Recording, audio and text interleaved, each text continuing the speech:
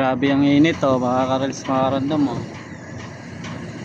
Sana ganyan din magsikap yung mga tao, yung mga nandyan sa Senado.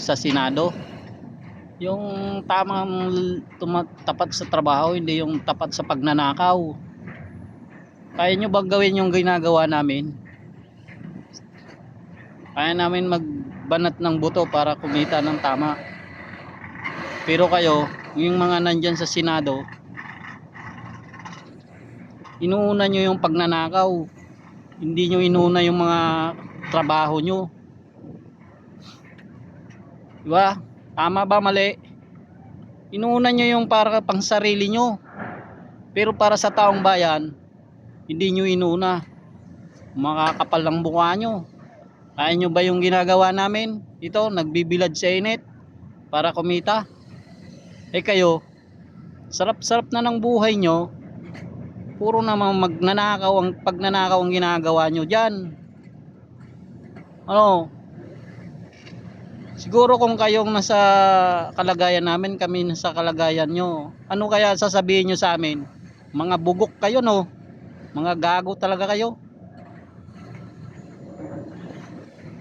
Kaya nyo ba yung ginagawa namin? Tapat kami sa trabaho, kaya namin magbilad maghapon. Kayo, nakaupo lang kayo dyan, hindi nyo ba ginagawa yung dapat nyong gawin na tama? Unahin nyo yung mga kailangan ng mga taong bayan, kung anong dapat gawin.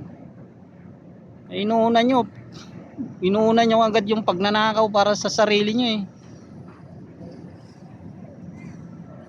Wala na kayong ginawa kundi magnakaw ng magnakaw. Puro kayo sinungaling. Ano ba nangyari ngayon?